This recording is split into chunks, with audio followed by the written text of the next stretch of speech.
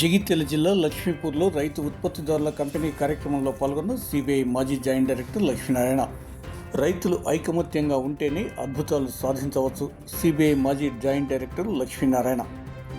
రైతులు ఐకమత్యంగా ఉంటే అద్భుతాలు సాధించవచ్చునని సిబిఐ మాజీ జాయింట్ డైరెక్టర్ లక్ష్మీనారాయణ అన్నారు. జగిత్యాల రూరల్ మండలం లక్ష్మీపూర్లో రైతు ఉత్పత్తిదారుల కంపెనీ మరియు లక్ష్మీపూర్ రైతు పరస్పర సహాయ సహకార సంఘం ఆధ్వర్యంలో ఏర్పాటు చేసిన కార్యక్రమానికి ఆయన మంగళవారం అతిథిగా హాజరయ్యారు. రైతులు ఏర్పాటు చేసుకున్న సహకార సంఘాన్ని మరియు గోడౌన్ను పరిశీలించి రైతులతో కలిసి కాసేపు ముచ్చటించి పంటల ఉత్పత్తి మరియు మార్కెటింగ్ వివరాలు అడిగి తెలుసుకున్నారు. ఈ సందర్భంగా రిటైర్డ్ జేడీ లక్ష్మీనారాయణను రిటైర్డ్ ఏడీఏ డిఐ శివకుమార్, సహకార సంఘం అధ్యక్షుడు పన్నాల తిరుపతి రెడ్డి, రైతులు ప్రతినిధులు ఘనంగా స్వాగతం పలికారు.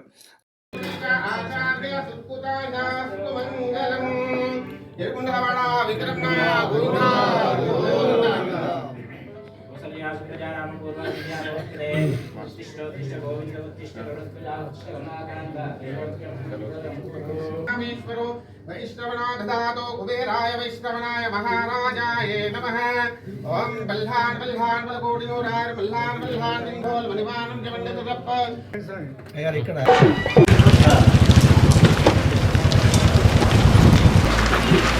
టూ క్రోర్స్ దాకా మీరు ఇది కూడా తీసుకోవచ్చు. లోన్ దాకా కూడా తీసుకోవచ్చు. ఉన్నది తీసుకోవచ్చు. పీపీటీ వేస్తారా? ఏం ప్రాసెసింగ్ చేయాలని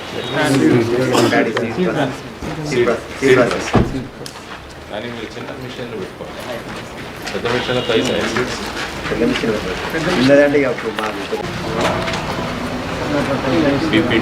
పీపీటీ వేస్తారా? ఏం ప్రాసెసింగ్ చేయాలని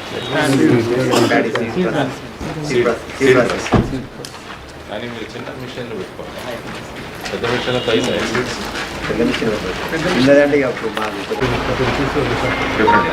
బయట 300 270కి యూరియా దొరుకుతుంది మా దగ్గర. పెస్టిసైడ్ కూడా అట్లా తర్వాత మన సొసైటీ సంఘం అధ్యక్షుడు పన్నాల తిరుపతి రెడ్డి గారు, ఈ సంఘానికి ఉపాధ్యక్షుడిగా పనిచేస్తున్నటువంటి గర్వంధర చిన్నగంగయ్య గారు కూడా వేదికను అలంకరించాల్సిన కోరుతున్నాం. ఎందుకంటే సారు ఇంపాక్ట్ ప్రోగ్రామ్స్ యూట్యూబ్లలో చూసేసి మేము కూడా కొంత మారాలని ప్రయత్నం చేసినాం. వాస్తవంగా సారు మహారాష్ట్ర మన తెలంగాణ ఆంధ్రప్రదేశ్ అంటే ఉమ్మడి ఆంధ్రప్రదేశ్ ప్రాంతానికి చెంది మహారాష్ట్రలో పదవి విరమణ చేసి ఈ దేశం నాకేమిచ్చిందని కాదు, ఈ దేశానికి నేను ఎంతో కొంత సేవ చేయాలనే ఉద్దేశంతో లక్షలాది జీతాన్ని కూడా వదులుకొని ఇప్పుడు మన ప్రజల కోసం ఆదాయం మాత్రం రావడం లేదు. దాంతో ఇబ్బందులు అవుతున్నటువంటి ఉద్దేశంలో అశోక్ కుమార్ గారు మీరు ప్రభుత్వాలపై రత్నచోడి రుచిపడాలి ఇవి పండించి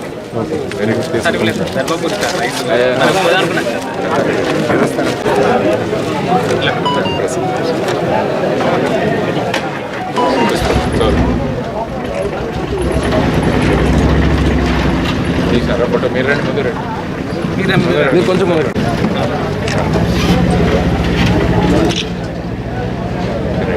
థ్యాంక్ యూ.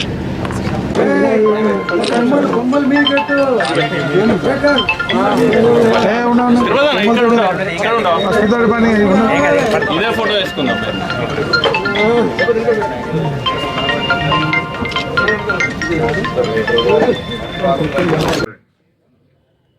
ఖర్చు తక్కువ అయిపోతుంది. ఇప్పుడు మనకు మెయిన్గా ఏంది, ఖర్చు ఎక్కువ అవుతుంది, ఆదాయం తగ్గుతుంది. ఇదే మనం అంటుంది. కాబట్టి ఖర్చు తగ్గించాలా, ఆదాయం పెంచాలా, ఈ రెండు మనం ఆలోచించాలి. కాబట్టి ఖర్చు ఎట్లా తగ్గుతుంది, మనం సేంద్రియ వ్యవసాయం వైపుకి వెళ్తే తగ్గుతుంది. తర్వాత ఎప్పుడైతే మంచి విత్తనాలు మంచి భూమి చేసామో, మంచి ధాన్యం పండించామో, దానికి రేటు కొనుక్కోవడానికి అమెరికా వాడు రెడీగా ఉన్నాడు. నేను ఇక్కడ 30 రూపాయలు 40 రూపాయలకు అమ్మితే వాడు 100 రూపాయలు కొనుక్కోవడానికి రెడీగా ఉన్నాడు. కాబట్టి ఇది ఆలోచించండి కొద్దిగా. తర్వాత కూర్చొని ఏ విధంగా మనం చేయగలమని ఆలోచించండి. ఎందుకంటే ప్రతిసారి భూమిలో ఎక్కువ ఎరువులు వేయాల్సి వస్తుంది. గత సంవత్సరం 5 కట్టలు వేస్తే ఈసారి 6 కట్టలు వేయాలి. ఎందుకంటే భూమాత కూడా ఎంత సారం పోతా ఉంది, భూమాతలో కూడా సారం పోతా ఉంది. మనం ఎరువులు వేసి మీరు పంజాబ్లో ఒకసారి పోయి చూస్తే మొత్తం సారమే పోయింది భూములు. అట్లా పరిస్థితుల్లో ఉన్నారు పంజాబ్. కాబట్టి అమ్మను కూడా జాగ్రత్తగా చూసుకోవాలి. భూమాతను కూడా జాగ్రత్తగా చూసుకోవాలి. భూమాతను కూడా జాగ్రత్తగా చూసుకోవాలి మనం. అది చాలా ముఖ్యమైన విషయం. కాబట్టి ఆ విధమైన ఆలోచనలు కూడా మీరు చేయండి అని ఒకసారి ఆలోచన. ఎందుకంటే సంఘటితంగా ఉన్నారు మీరంతా. ఎందుకంటే పిల్లలు ఉన్నారు కాబట్టి మళ్ళీ ఒక విషయం చెప్తాను. మీ సార్ వచ్చారు ఇందాక. మీ సార్ ఏం చేశారంటే మీకు ఇండియా పటాన్ని 29 ముక్కలుగా చేసి ఇచ్చాడు. ఎన్ని ముక్కలు చేశాడు? 29. 29. మీరు ఇంగ్లీష్ మీడియం 29 అని చెప్పాలి. 29 అంటే మీకు అర్థం కాదు. మేమంతా తెలుగు మీడియం వాళ్ళం. సో 29 పీసెస్ చేసి ఇస్తే ఒక పిల్లోడు 10 నిమిషాల్లో కలిపాడంట మొత్తం దేశాన్ని. ఇంకో పిల్లోడికి 2 గంటలు పట్టిందట. మాస్టర్ అడిగాడట, నువ్వు 10 నిమిషాల్లో దేశాన్ని ఎట్ట కలిపావు? ఆ పిల్లోడు ఏమన్నంటే, సార్ ఈ దేశం పటం వెనకాల 2 మనుషుల బొమ్మలు ఉన్నాయి, నేను ఆ 2 మనుషుల్ని కలిపాను, తిప్పగానే దేశం కలిసిపోయి కానీ కనిపించింది అన్నాడంట ఆ పిల్లోడు. అది మనం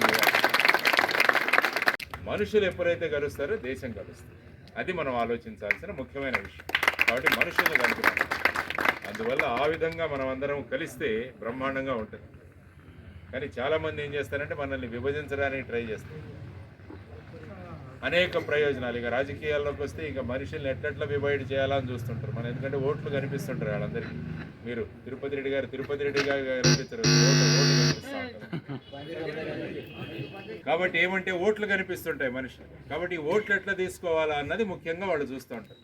కాబట్టి మనం అందరం కలపడం అన్నది చాలా ముఖ్యమైన విషయం. కాబట్టి మీ అందరికీ నేను చెప్తున్నది ఏంటంటే, రైతు ఎగుమతులు చేయాలా అని నేను కోరుకుంటాను. మనం పండించింది అమెరికాలో చేయాలి. నేను 1996వ సంవత్సరంలో అమెరికాకు పోయాను. అమెరికా పోతే మమ్మల్ని అందరూ ఒక బోటు మీద కూర్చోబెట్టారు. బోటు మీద విహారం తీసుకుపోయారు. ఇట్లా ఒక పెద్ద చెరువు ఉంది, చెరువులో విహారం. దాంట్లో ఏదో పెట్టాడు వాడు మనకు, ష్రింప్ అనే షిప్ అంట. ష్రింప్ అంటే మన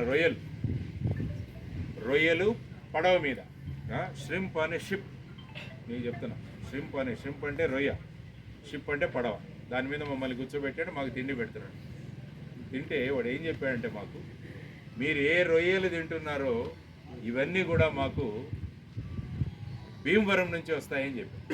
భీమవరం అంటే అక్కడ మన ఈస్ట్ వెస్ట్ గోదావరి, మీకు తెలిసే వెస్ట్ గోదావరి భీమవరం దగ్గర ఈ రొయ్యలు చాలా ఎక్కువ.